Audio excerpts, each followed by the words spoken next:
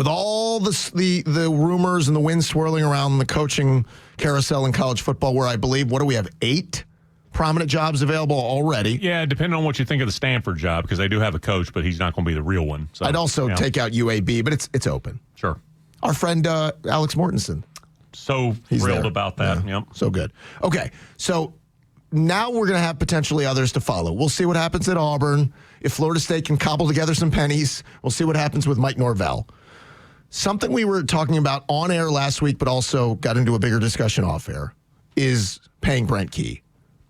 I know there's some thought, and there was a social media video that went up on this, that there's a lot of, people dug in, Georgia Tech fans, of he went to Tech, he's not going anywhere. I tend to agree until the wallet gets involved. Right now, and we gave you the numbers, Brent just got a raise last year to $4.1 million. But folks, let me be clear. In power college football, it's nothing. That is nothing. For Georgia Tech, it's something. For big time, we want to compete at that level, that's nothing. In fact, Brent's raises go up by $100,000 to the point in 2029 where he would make $4.5 million. He's not cutting his own grass and he's not clipping coupons. But I'm going to tell you this right now. If Florida, for instance, was interested, they could give him $8 or $9 million, swing it without a problem. And I love where I come from. You guys love where you come from. Home is home. Doubling your money, that's culture changing. That's generational changing. That's something that you might not jump at taking the job, but you go back to the place you love and say, guys, listen, I don't want to leave, but they're offering me this. It's going to be really hard to say no. So what will you say to me? And this is where, if I'm Tech, I don't wait for that call. Today's the day that I know we just did this last December. I'm going to get ahead of it. I'm announcing a new deal for Brent Key where he's going to make $7-8 million a year. Figure it out, find the money, and make a statement to everybody else. Our guy's not even available to talk to. I'd love to see Tech be proactive like that.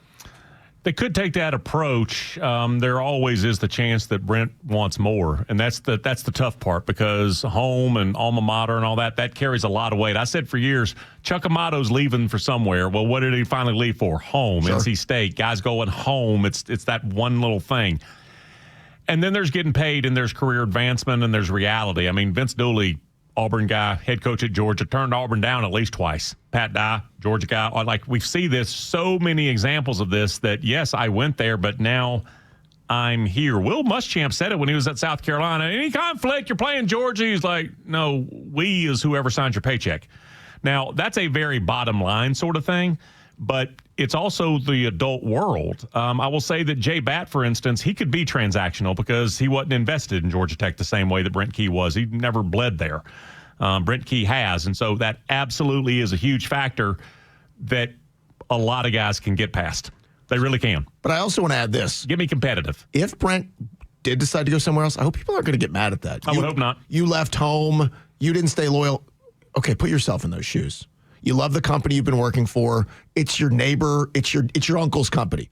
Well, your uncle's paying you half of what that guy down the street's offering you to do the same thing. Yeah. You're sure as hell going to listen. So my point on this is Brent's name continues to come up. It already has at Florida. It already has at Penn State, and that's a compliment to him, and it's a compliment to what he's done at Georgia Tech. I'd love to see them. Ryan Alpert, press release today.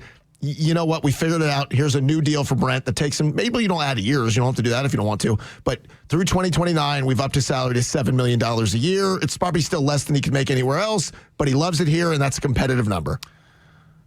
A version of what Indiana did with Cignetti. Yes. Although, for Cignetti, it's the end of the 33 season for 11 point per season. And by the way, if they fire him tomorrow, he gets every last, it's 100% guaranteed for every dollar. That's swinging lead, man. That is absolutely just a sledgehammer of a contract. He's the third highest paid in college football. But that's Indiana making a statement saying, stay away from our guy. It would be a version of that for Georgia Tech to do it. Here's the truth also. Every last dollar I can grab, that doesn't equate happiness for everybody. There is a pie graph here, and happy, comfortable, my family's here. I don't know. He decorates his yard for Halloween. Did you see that story? He loves it. He's a big Halloween guy. Apparently, he is. So, maybe he just loves all of this. But you know what? Your house can be decorated in Gainesville, too, as beautifully. I know. But I'm saying there is part of the pie graph is happiness. I'm here, the family. Like Buster Faulkner, he didn't want to move. Now, he knew he was about to. But let me ask you this. You have a wife at home, you have kids. You go home and say, let's have this discussion as a family. The guy down the street's offering me double what I'm making. she's going to talk to you. You're going to talk to her and go, we love it here. But that's generationally changing money. The funny story, Mike Yursich, who Oklahoma State's Mike Gundy, he wanted an OC that he said nobody knows. He says, I want an OC that nobody's ever heard of. So he went on the internet and he found Mike Yursich like 3 levels below, called him up one day. He was making $60,000 a year. Says, I want to give you a 3-year contract to be the Oklahoma State offensive coordinator. $400,000 a season. He's like, I'll take it. He's like, you don't have to talk to your wife. He's like, I don't have to talk to anybody. He's like, I'm going from 60 to 400. It's easy. That's the part of the deal.